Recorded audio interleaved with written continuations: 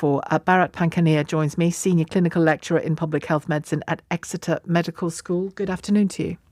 Good afternoon, Sheila. Good afternoon. What would you say to parents? I'm just keen in our conversation to give them the information that they need, really.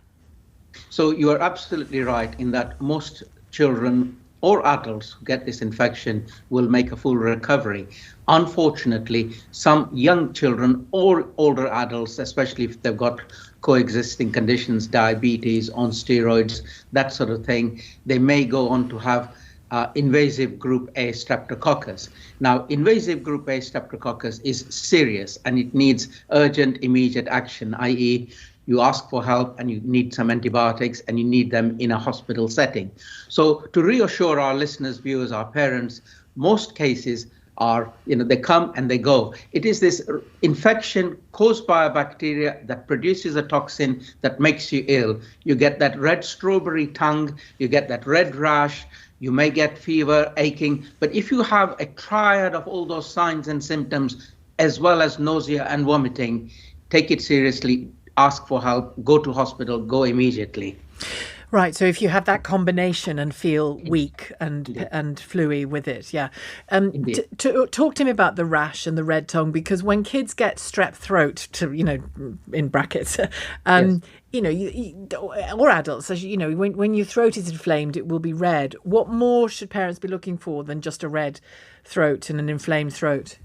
So we call it the strawberry tongue, and it really does look, just if you can imagine the strawberry, it's got that very reddish hue to it, and it's got those little pimples on it. Pits, yeah. Yeah, exactly. And it's exactly as so. It's unmistakable. Okay. So, and we often refer to it as the strawberry tongue because it's red, which raw. I have to say I've never heard of. So that's really good that you've described it that way. And you can also get that red rash all over your limbs and upper chest and legs. So, it's a combination of those signs and symptoms that you say, this is looking like a strep infection. And the rash on the arms and limbs will be what? Will that be strawberry-like as well, or just a reddening of the skin? It's reddening of the skin, and it's not generalized reddening. So I'm really glad you're asking this very good questions. It is more, just like little dots, little patches of little red everywhere, right, rather than a confluent red. Okay, good to know. And do we know why there's this apparent uptick?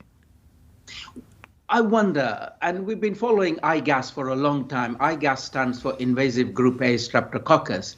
And we feel that, the invasive variety of this group A streptococcus may be becoming more dominant. In other words, more so in circulation. In other words, just like viruses, bacteria also change their makeup, and they probably pick up genetic material which allows them to become more invasive. The good thing is there are people working in the laboratories to develop a vaccine which is specific for group A streptococcus, and that's a good thing. And is there any evidence that after a pandemic, and I know we haven't had many of them in our our lifetime or recent history, but after a pandemic, because we have been physically more separate than we would typically be, that viruses and bacteria can sometimes find new force because we have hidden away a bit?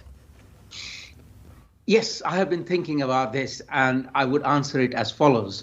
Rather than the bacteria or the viruses finding new force, it's more us, our own tuning. So we've got a wonderful thing called our immune system.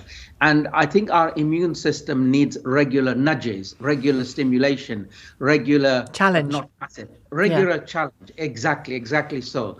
And because we haven't had that regular challenge, either the immune system forgets about you and doesn't do anything when you encounter it, or it encounters you and does a supermassive response. I see. Both of those extreme responses, i.e. doing nothing, or a supermassive response, are the ones that make us ill.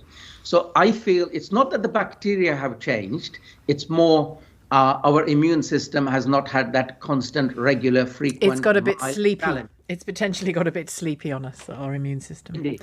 Interesting. Indeed. Well, thank you for that explanation, and also for the detail on the tongue look to look out for, and the rash as well. Thank you very much indeed, Bharat Pankhania, Senior Clinical Lecturer in Public Health Medicine at Exeter Medical School. And like I say, that wasn't intended to panic you. I just think if something is breaking out, and it clearly is, it's important to know exactly what you're looking for and when to worry.